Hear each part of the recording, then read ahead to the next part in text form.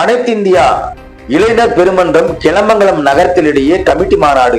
கிருஷ்ணகிரி மாவட்டம் ஓசூர் அடுத்த கிளமங்கலம் நகரத்தில் அனைத்திந்தியா இளைஞர் பெருமன்றம் இடையே கமிட்டி மாநாட்டிற்கு தலைமை வகித்த மதுக்குமார், நகர சிபிஐ செய்தியாளர், முன்னிலை வகித்த பிரதீப், AIYF ஒன்றிய தலைவர் சிறப்புரை, டி. Ramachandran MLA, M. லகுமையா மாநில நிர்வாக குழு முன்னதாக கிளமங்கலம் பேருந்து நிலையத்திலிருந்து ஊர்வலமாக சமுதாய பவனம் மீட்டிங் ஹால் வந்தடைந்து கொடியேற்றி சிறப்புரையாற்றினார்கள்.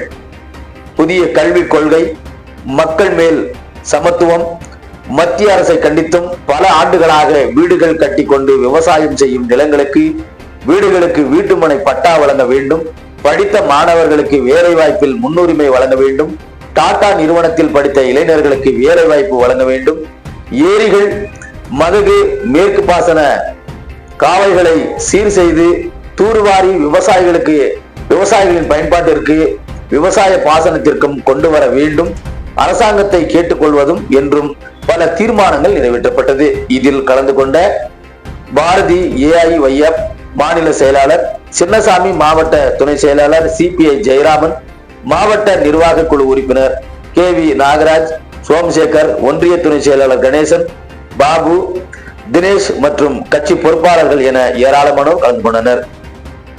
கிளமங்கலத்திலிருந்து செய்தியாளர் சிவபிரகாஷ். அதே போல பல ஆண்டு காலமாக குடியிருக்கின்ற வீடுகளுக்கு இன்றைக்கு அரசாங்கம் மனைப்பட்டா வழங்காமல் இருக்கிறது. அவர்களுக்கு மனைப்பட்டா வழங்கப்பட வேண்டும். அதே போல சாகுபடி நிலங்களுக்கு விவசாயிகள் தலைமுறையாக சாகுபடி செய்கின்ற நிலங்களுக்கு பட்டா வழங்க வேண்டும் என்ற தீர்மானங்கள் நிறைவேற்றப்பட்டிருக்கிறது.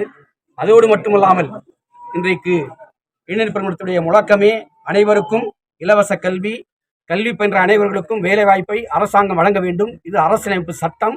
ஆகவே ஒன்றிய அரசாங்கம் ஆகவே இலவச கல்வியையும் அதே போல இன்றைக்கு வேலைவாய்ப்பு அலுவலகத்திலே பதிவு செய்தவர்களுக்கு வேலைவாய்ப்பை வழங்கப்பட வேண்டும் என்ற தீர்மானமும் இந்த மாநாட்டிலே நிறைவேற்றப்பட்டிருக்கிறது.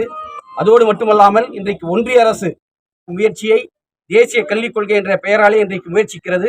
ஆகவே அந்த தேசிய கல்விக் கொள்கையை ஒன்றிய அரசு கைவிட வேண்டும். ஏற்கனவே ஒன்றிய அரசு நாட்டுடைய பிரதமர் நரேந்திர மோடி அவர்கள் வாக்குறுதி கொடுத்த அடிப்படையிலே ஆண்டுக்கு 2 கோடி பேருக்கு வேலைவாய்ப்பை தருவோம் என்று சொல்லி இருக்கிறார்கள். அந்த வாக்குறுதியை நிறைவேற்ற வேண்டும் என்ற பல்வேறு தீர்மானங்கள் இந்த மாநாட்டிலே நிறைவேற்றப்பட்டிருக்கின்றன.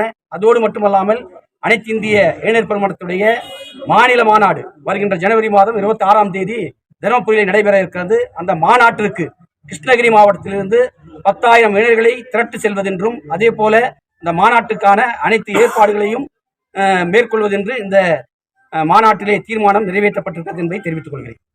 டாடா நிறுவனத்தில் லோக்கல்ல இருக்கிற பசங்களுக்கு படித்த பசங்களுக்கு வேலை வாய்ப்பு குறைந்த அளவில் கொடுக்குறாரு. வெளி மாநிலங்களிலிருந்து அது தொடர்ந்து அந்த பேச்சுவார்த்தை போயிட்டே இருக்கு. இதுக்கு உங்க கருத்து? தொடர்ந்து உள்ளூர் மாணவர்களுக்கு வேலை வாய்ப்பு வழங்க வேண்டும் என்று ஏற்கனவே டாடா நிறுவனத்தோடு பேசி மாவட்ட ஆட்சி தலைமையில் நாங்களே அங்கே ஒரு கூட்டத்தை போட்டோம். பத்திரிகையாளர்களுக்கு அதே மாதிரி பொதுமக்களுக்கு எல்லாம் தெரியும்.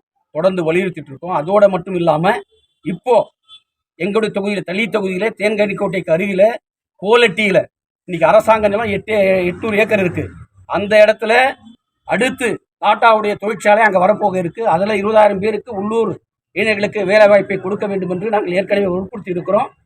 என்னுடைய தொகுதியிலும் மறுபடியும் 2வது தொழிற்சாலையை டாடா தொழிற்சாலையை கொண்டு வருவதற்கான முயற்சிகளை மேற்கொண்டிருக்கிறோம். நீங்கள் சொன்ன கருத்தை நிச்சயமாக மீண்டும் அந்த நிறுவனத்தோடு பேசி நம்முடைய உள்ளூர் மக்களுக்கு முதல்ல நம்முடைய மாவட்டத்தில் இருக்கிறவங்களுக்கு நம்முடைய தொகுதியில் இருக்கிறவங்களுக்கு வேலைவாய்ப்பை பெற்று தருவதற்கான அனைத்து முயற்சிகளும் மீண்டும் மேற்கொள்ளப்படும் என்பதை தெரிவித்தார்.